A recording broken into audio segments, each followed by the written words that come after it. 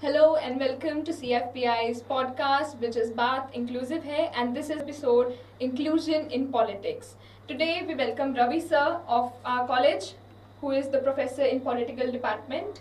Sir, thank you for joining us today. Before we begin, आप please अपना एक brief introduction हमारी audience को दे दीजिए अपने बारे में. जी, सबसे पहले तो मैं जो है CFPI जो आपकी सोसाइटी है उसका मैं धन्यवाद करना चाहूँगा कि आपने एक बहुत ही इंटरेस्टिंग टॉपिक पे मुझे इनवाइट किया है और जो आपका आज का विषय है उम्मीद है कि मैं उस पर जस्टिस कर पाऊँगा और आप सभी का मैं धन्यवाद करता हूँ कि आपने मुझे यहाँ आमंत्रित किया. It's our pleasure, sir. Continuing with the questions we are going to Sure. ask you today. Inclusion जब हम एक वर्ड की बात करते हैं तो इंक्लूजन के बहुत अलग अलग मीनिंग्स हैं डिफरेंट कॉन्टेक्स्ट में. बेसिक क्वेश्चन, पॉलिटिकल साइंस या पॉलिटिकल साइंस के पर्सपेक्टिव में इंक्लूजन एज अ वर्ड का क्या मतलब होगा? जी, जब हम आफ्टर इंडिपेंडेंस इंडियन सोसाइटी को देखते हैं तो पॉलिटिकल थ्योरी में हम एक पोस्ट कॉलोनियल स्टडी करते हैं. वहां पे आप देखते हैं कि जो पोस्ट कॉलोनियल सोसाइटी है इंडिया की, चाहे वो लिटरेचर है, चाहे सोसाइटी है, चाहे वो कल्चर है, चाहे वो एकेडमिक्स है, उस सब के ऊपर जो है आपको ब्रिटिश इंप्रेशन नजर आएगा. तो जब हम भारतीय समाज को देखते हैं तो इंडियन जो सोसाइटी है वो बहुत डाइवर्स सोसाइटी है और बात जब इंक्लूजन की आती है तो हमें उसके लिए सबसे पहले अपने समाज को जानना होगा कि किस तरीके की डाइवर्सिटीज जो है इंडियन सोसाइटी में है और जब हम उनको जानेंगे तभी जो है हम सभी लोगों को जो है क्लासरूम में या सोसाइटी में कहीं पे भी जो है उनके भागीदारी करा सकते हैं. Thank you sir, it's very interesting point. अब जब हम इंक्लूजन की बात ही कर रहे हैं तो हम ये देखते हैं कि इंडिया एक लार्जेस्ट डेमोक्रेसी है वर्ल्ड लेवल पे. तो हमारी जो डेमोक्रेटिक सिस्टम है, क्या हम कह सकते हैं कि वो कम्प्लीटली इंक्लूसिव है? पॉलिटिकल पर्सपेक्टिव से देखें या एक डेमोक्रेटिक पर्सपेक्टिव से देखें तो क्या हम उसे इंक्लूसिव कह सकेंगे?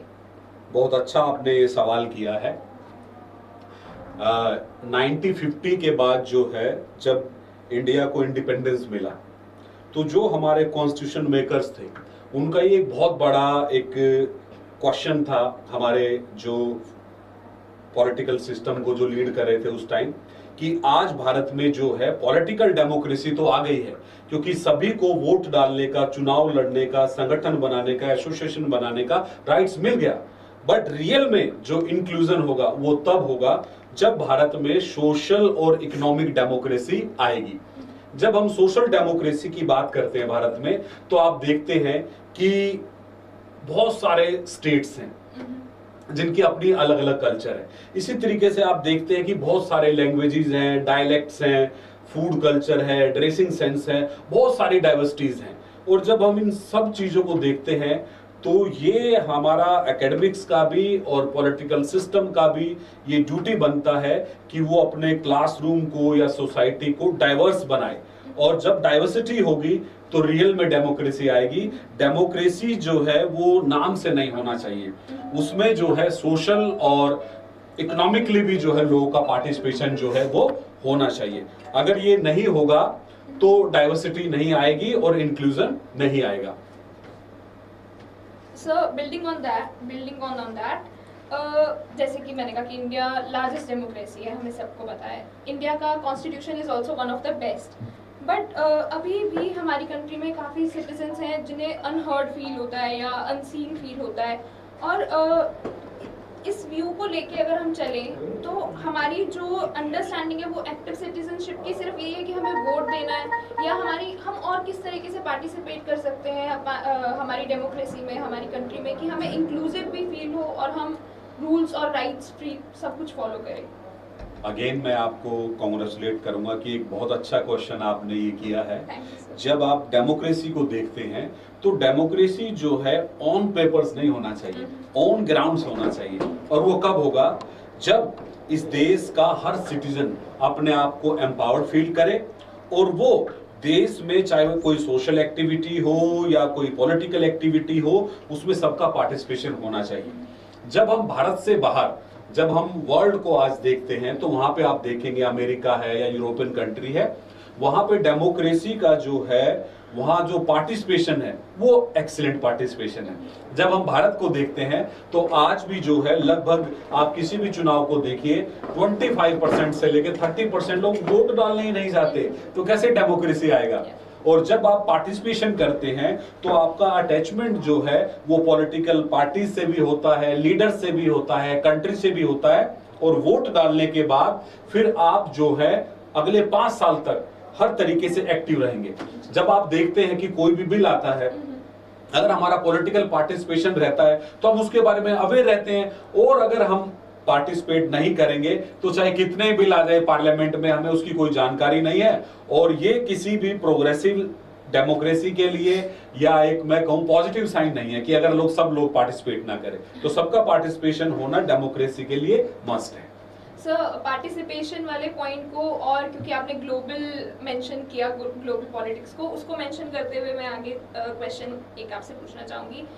G20 हुआ या इंटरनेशनल पीस एफर्ट्स होते हैं, जो भी होते हैं, उसमें इंडिया की जो पोजीशन, इंडिया अपने आप को एक ग्लोबल लीडर की तरह पोजीशन करता है। लेकिन जब हम अपनी इंक्लूसिविटी की बात करते हैं, अपनी डोमेस्टिक पॉलिसीज की बात करते हैं, तो उसमें इंक्लूसिविटी की जो स्पिरिट है वो उतनी नहीं दिखती है। तो उसे हम कैसे, मतलब आपका उसमें क्या राय है, आप क्या उसमें पॉइंट्स ऐड करना चाहेंगे? जब हम भारत को एज ए ग्लोबल लीडर देखते हैं तो आप कह सकते हैं कि स्पिरिचुअलिज्म, आध्यात्मिकता में भारत का कोई मुकाबला किसी से नहीं है। वसुदेव कुटुंबकम, भारत की एक कल्चर भी है कि पूरी दुनिया जो है एक परिवार है, और परिवार में सब लोग मिलकर रहते हैं। तो आज जब भारत का एक्सपोजर जो है ग्लोबल लेवल पे, वर्ल्ड लेवल पे हो रहा है, तो डेफिनेटली आज भारत की कल्चर को जो है लोग पसंद कर रहे हैं। आप देखते हैं कि योगा डे है, इंटरनेशनल डे पे मनाया जा रहा है, इसी तरीके से मेडिटेशन को फॉलो किया जा रहा है, भारत की कल्चर को फॉलो किया जा रहा है, नॉन वायलेंस को फॉलो किया जा रहा है।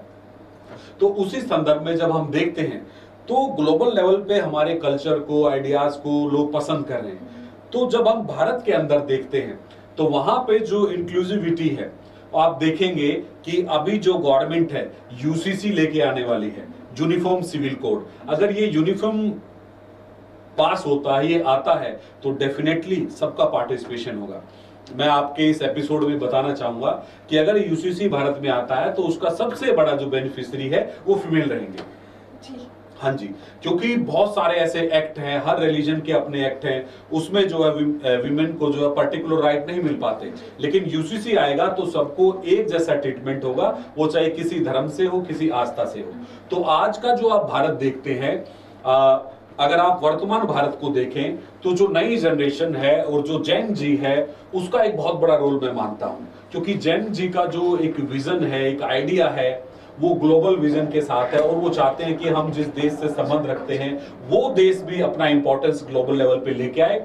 और जब आप भारत को देखें कि भाई नॉर्थ है, साउथ है, ईस्ट है, वेस्ट है, सेंटर है, नॉर्थ ईस्ट है, इतना डाइवर्स कंट्री है, तो कोई भी यूनिवर्सिटी है, कोई भी क्लासरूम है, या कोई ऑर्गेनाइजेशन है, या कोई इंस्टीट्यूशन है, जब तक वहां सभी बैकग्राउंड के फैकल्टीज नहीं होंगे, स्टूडेंट्स नहीं होंगे, तो कैसे भारत आगे बढ़ सकता है।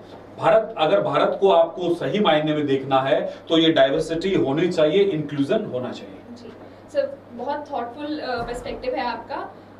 अब थोड़ा एकेडमिक्स की तरफ बढ़ते हैं, क्योंकि आप पॉलिटिकल साइंस के प्रोफेसर हैं।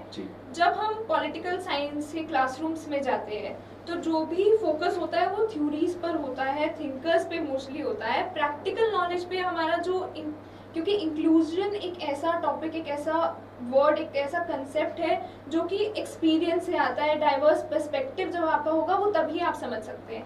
तो पॉलिटिकल साइंस की, क्योंकि पॉलिटिकल साइंस एक ऐसा सब्जेक्ट है जो कि बहुत मुश्किल भी नहीं है, बट उसको समझना बहुत ज़रूरी है लाइफ में। तो पॉलिटिकल साइंस को हम कैसे क्लासरूम में ऐसा कर सकते हैं कि उससे हम लिव्ड एक्सपीरियंस और एक डाइवर्स पर्सपेक्टिव बना सके बच्चों का प्रैक्टिकली।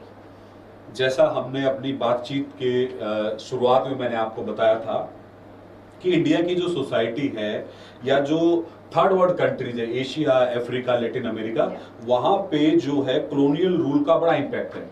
तो अभी जो है हमें पोस्ट कॉलोनियल रूल को छोड़ के हमें इंडियन फिलोसफर को पढ़ना होगा।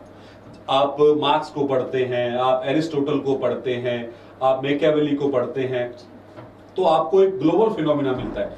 लेकिन अगर आपको भारत को समझना है, आपको गांधी जी को पढ़ना पड़ेगा, आपको डॉक्टर अंबेडकर को पढ़ना पड़ेगा, आपको ताराबाई शिंदे को पढ़ना पड़ेगा। जब आप ताराबाई शिंदे को देखते हैं तो इंडिया में एक नया फेमिनिज्म सामने आता है। जब डॉक्टर बी.आर. अंबेडकर को जब आप पढ़ते हैं तो भारतीय सोसाइटी में जो कास्ट है उसका एक अपना आइडेंटिटी है। तो डॉक्टर अंबेडकर को जब आप पढ़ते हैं तो आप कास्ट को स्टडी करते हैं। तो हम कोशिश करते हैं कि अपने जो क्लासरूम है वहां पे भी जो हम है बच्चों से इंटरेक्ट करते हैं, उनके ओपिनियंस को हम जानना चाहते हैं। फिर उसी हिसाब से हम अपने क्लासरूम में अपनी बात को रखते हैं कि सभी जो स्टूडेंट्स हैं वो पार्टिसिपेट करें, अपने आप को पार्टिसिपेटेड फील करें, आइसोलेट फील ना करें। तो वो तभी पॉसिबल है जब आप जो है वहाँ के कल्चर के बारे में जानते हैं, वहाँ सोसाइटी के बारे में जानते हैं, वहाँ कौन सी पॉलिटिकल पार्टीज हैं, क्या लीडर्स हैं। तो इससे जो है क्लासरूम बड़ा एक तरीके से वाइब्रेंट और डायनेमिक नजर आता है। हम कोशिश करते हैं कि बच्चों को उनके कल्चर के हिसाब से सिखाया जाए। Thank you so much sir for joining us today. जितने भी क्वेश्चंस मैंने पूछे आपने उनका बहुत अच्छे से आंसर दिया कि हमारा पर्सपेक्टिव भी डाइवर्सिफाइड हो गया। और this was the second podcast of CFPI बात इंक्लूसिव है, जिसका टाइटल था इंक्लूजन इन पॉलिटिक्स।